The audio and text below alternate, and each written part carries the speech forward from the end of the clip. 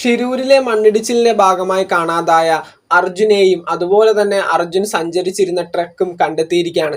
ആ ഒരു ട്രക്കിന്റെ ക്യാബിനിൽ നിന്ന് തന്നെ അർജുന്റെ ഡെഡ് ബോഡിയും കണ്ടെടുത്തിട്ടുണ്ടായിരുന്നു.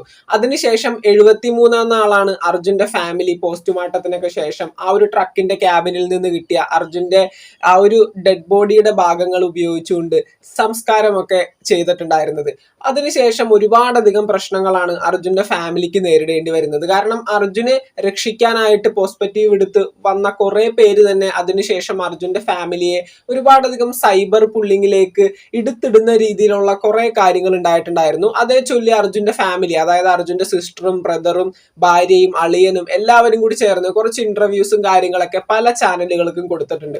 മറ്റൊന്നുമല്ല, അർജുനെയും അർജുന്റെ ലോറിയും കണ്ടെടുക്കാനായിട്ട് ഇനീഷ്യേറ്റീവ് എടുത്ത് വന്ന കുറെ അധികം വ്യക്തികൾ ഉണ്ടായിരുന്നു. അതിലൊന്നാണ് അർജുന്റെ കൂട്ടുകാരനായിട്ടുള്ള മനാഫും അതുപോലെ തന്നെ ഈശ്വർ മാൽപേ എന്ന് പറഞ്ഞ ആ ഒരു വ്യക്തിയും അതുപോലെ തന്നെ നമ്മുടെ കേന്ദ്ര സർക്കാരിന്റെ അല്ലെങ്കിൽ ഇന്ത്യ നേവിയുടെ സ്കൂബ ഡൈവേഴ്സ്, അങ്ങനെ ഒരുപാട് പേര്, ആ ഒരു നാട്ടുകാര് എല്ലാവരും അർജുനെ കണ്ടെടുക്കാനായിട്ടുള്ള ഒരു ശ്രമത്തിൽ തന്നെ ആയിരുന്നു. എല്ലാവരും ഒരുപാടധികം തങ്ങളുടെ മാക്സിമം എഫേർട്ട് ഇട്ട് തന്നെയാണ് അർജുന്റെ ഈ ഒരു തിരച്ചിൽ പൂർത്തിയാക്കി 72-ാം നാൾ അർജുനെയും ആ ഒരു ട്രക്കും കണ്ടെത്തിയത്.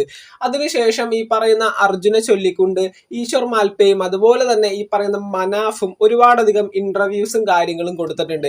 ഈ പറയുന്ന മനാഫ് കൊടുക്കുന്ന ഇന്റർവ്യൂവിലെല്ലാനും അർജുന്റെ ഫാമിലിയെ ഫോക്കസ് ചെയ്തുകൊണ്ട് ഒരുപാട് കാര്യങ്ങൾ പറയുന്നുണ്ട്. ഈ ഒരു കാര്യങ്ങളൊക്കെ കേട്ടുകൊണ്ട് അർജുന്റെ ബ്രദറിനോടും സിസ്റ്ററിനോടും അതുപോലെ തന്നെ അളിയനോടും ഭാര്യയോടൊക്കെ ചെന്നുകൊണ്ട് ഒരുപാടധികം മെസ്സേജുകൾ അയച്ച് പല രീതിയിൽ അവരെ സൈബർ അറ്റാക്ക് ചെയ്യുന്ന ഒരുപാട് വ്യക്തികളുണ്ട്. മറ്റൊന്നുമല്ല, ഈ പറയുന്ന മനാഫ് പറയുന്ന ഒരു കാര്യം, അർജുനാണ് ആ ഒരു വീട്ടിലെ സാമ്പത്തിക സ്രോതസ്.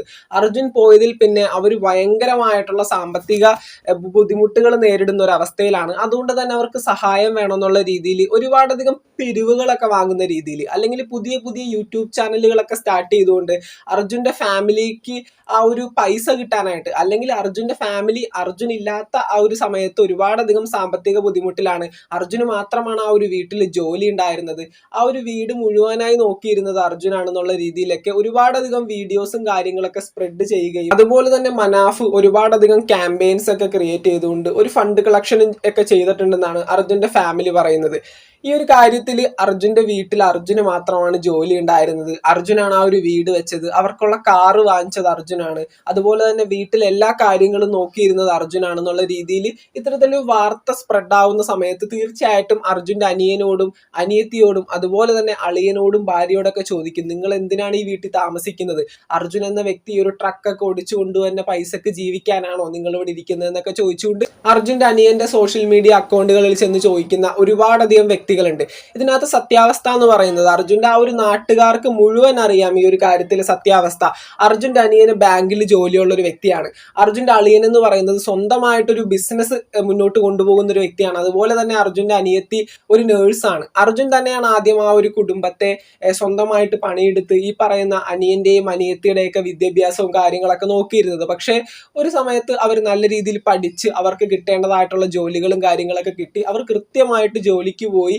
അതുപോലെ തന്നെ അർജുനും അനിയത്തിയും അളിയനും അതുപോലെ തന്നെ എല്ലാവരും കൂടി ഒരുമിച്ചാണ് ഈ പറയുന്ന വീട് വെച്ചതും അവർക്കുള്ള ആ ഒരു കാറൊക്കെ വാങ്ങിച്ചതും. അപ്പൊ തീർച്ചയായിട്ടും ഇങ്ങനെ ഒരു ചോദ്യം അല്ലെങ്കിൽ ഇങ്ങനെ ഒരു വാർത്ത സ്പ്രെഡ് ആവുന്ന സമയത്ത് അർജുനെ വെച്ച് എന്താണ് നിങ്ങൾ ഒരു പണിക്കും പോവാതെ അർജുന് കിട്ടുന്ന ക്യാഷ് കൊണ്ട് അതൊക്കെ ചെലവാക്കി ജീവിക്കുന്ന വ്യക്തികളാണോ എന്നൊരു ചോദ്യം അനിയനും അനിയത്തിക്കൊക്കെ വന്നു കഴിഞ്ഞിട്ടുണ്ടെങ്കിൽ അവർക്ക് അതൊരിക്കലും സഹിക്കാൻ പറ്റില്ല. അതുകൊണ്ട് ഇത്തരത്തിലുള്ള പല ചോദ്യങ്ങളും അവസാനിപ്പിക്കാനാണ് ഇവർ ഈ പറയുന്ന വാർത്താ മാധ്യമങ്ങൾക്ക് എല്ലാവർക്കും ഇന്റർവ്യൂസും കാര്യങ്ങളൊക്കെ കൊടുക്കുന്നത്. കാരണം ഇതിന്റെ സത്യാവസ്ഥ എന്ന് പറയുന്നത്, ഇവർ 4 പേരും ഒന്നിച്ചു പണിയെടുത്താണ് ഈ ഒരു വീട് മുന്നോട്ട് കൊണ്ടുപോകുന്നത്.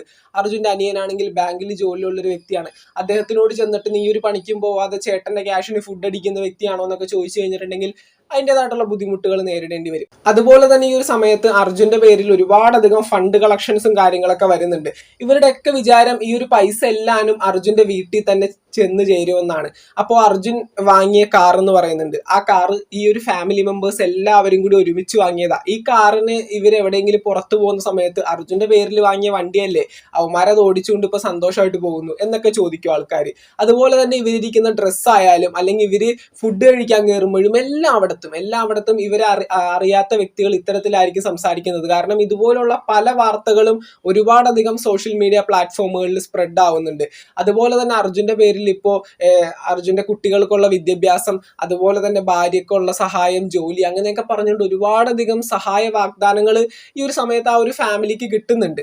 പക്ഷേ ഇതെല്ലാനും ഒരു വശത്തേക്ക് കൂടി നോക്കിക്കഴിഞ്ഞിട്ടുണ്ടെങ്കിൽ അവർക്ക് നല്ല രീതിയിലുള്ള സൈബർ ബുള്ളിങ് ഈ ഒരു വാർത്തകളുടെ ഭാഗമായിട്ട്, ഈ ഒരു സ്പ്രെഡ് ആവുന്ന ന്യൂസിന്റെ ഭാഗമായിട്ട് വരുന്നുണ്ട്.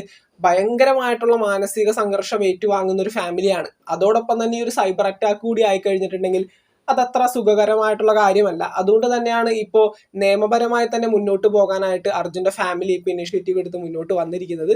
എന്തൊക്കെയാണെങ്കിലും ഈ കാര്യത്തിൽ നിങ്ങളുടെ അഭിപ്രായങ്ങൾ തീർച്ചയായിട്ടും താഴെ കമൻറ്റുകളായിട്ട് അറിയിക്കുക. നമുക്ക് മറ്റൊരു വീഡിയോ കാണാം. താങ്ക്